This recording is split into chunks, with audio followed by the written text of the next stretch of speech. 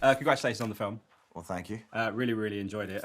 Before I ask you about the film, I have to ask you this. Your sense of music and your music choices, Right. not just in this film, but in all of your films, is Yes. just a joy. And I absolutely love when some of the music cues come on in your films. This one particularly, there's some really good ones. I just wondered how you pick the music, whether you pick the music before you know what you're going to shoot or it's after you've shot it. How is your process in terms of picking the songs and the music for...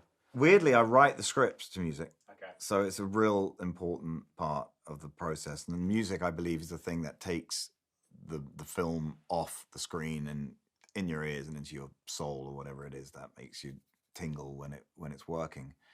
And with music, I mean, it's getting harder and harder because you have your favorite songs on your iPod, and they're diminishing because or other people beat you to it. But this movie, I decided. Remember, we started this like 3 years ago. That disco was going to be the sort of the theme because this whole film's meant to be about feel good, escapism, fun. Disco. I don't know anyone if you put on a disco banger, you start tapping your feet and it makes you want to dance, which for me is a big achievement.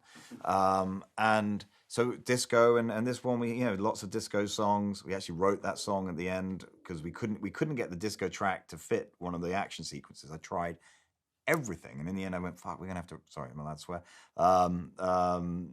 We just did Chris Evans with Sam Rockwell, who wouldn't stop swearing. I was laughing, going, oh, man. So yeah, music and music. It has to be. It has to tell the story. That's what and make you feel the right emotions. So yes. So if you can be specific. Yes. So yes, but yeah, music's very important to me. The cast of this is pretty exceptional as well. And I know you talk about Henry and Bond and all that kind of stuff. But then you've got people like Sam Rockwell and Bryce Dallas Howard. And then you've got Bryan Cranston, who's just brilliant and everything. And then Catherine O'Hara. Yeah. When you were thinking of it 3 years ago, was this the cast you envisioned, or was it kind of a process? And was Henry kind of the first person, or was it? Yeah, Henry was definitely... I mean, the weird thing is, when I'm writing and thinking about stuff, I normally put sort of sorry, you got music in my head. I put movie icons and legends, so I'm always, layer cake, I was thinking about Daniel Craig, Kingsman, I couldn't get James Mason out of my head for some reason for sort of the I always, because then I'm not pinned down or going to get totally disappointed when an actor says no. And then with Argylle, it was Rockwell and Bryce were the sort of the key casting, and everyone in Hollywood was like, oh, you must cast Brad Pitt and Charlize Theron. And I'm like, you guys aren't getting it, okay? And even now, there are some big Hollywood executives going, they've seen the film and go, oh, we really like it, but why do you not cast Charlize and Brad? Because imagine, you get the two, and I'm like, you're not getting the story. And that's what I try to do with casting, is you cast, like music, like everything has to serve the story, and then it works. But if you cast, imagine this film with if you're intercutting between Henry Cavill and Brad Pitt, you'd be like, casting. Anyway, Carol. Sorry. Just finally, before I go, this feels like a real kind of throwback to the films that I used to love when I was a kid in the 80s. I know you've mentioned films like Romancing the Stone and that kind of thing, Back to the Future and everything else. Kind of Hollywood as it is now, do you think it's kind of like, say, Renaissance, but these are the kind of movies that people kind of want to see now? We've had the big kind of serious natured superhero films, and now people are wanting to go back to cinema for escapism. I think, when the world gets dark and horrible, you want lightness, right? And 80s was a scary time, the prospects of a nuclear war. Oh, yeah, and now it looks like we might have that. Recessions. Yep, we've got that. Interest rates going up. Yep, we've got that.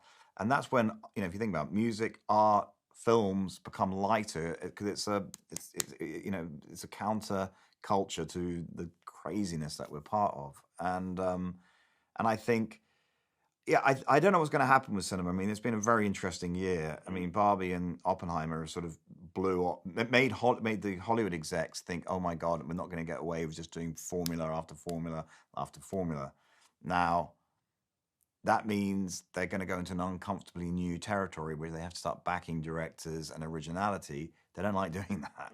But, I mean, this sums it up. What makes me laugh is I know right now all the big executives, they're going around trying to buy toys because of Barbie. They're not understanding Barbie worked not because it was Barbie. So, you know, God help us, there's going to be, you know, I don't know, Polly Pocket movies and so, but I hope the audience deserves more than and I love the big franchise formulaic movies. I'm the first to buy a ticket, but they did suddenly creep. I mean, if you look at Marvel movies, they're great directors, you know, visionaries who've proven themselves, but then they've just got more and more cookie cutter and hired directors that would basically do as they're told. And that's, you don't want a director that does what they're told. You want a director to fight for the film. Yeah, absolutely, which you do. Which is always good. Yeah, covered in the scars. So lovely to talk to you. Thanks so much for your time. Pleasure. Cheers. Thank you. Cheers. Ladies and gentlemen, you're watching Hey You Guys. Hey, you guys! Hey, you guys. Hey, that's what they all say. Hey, you guys. Hey,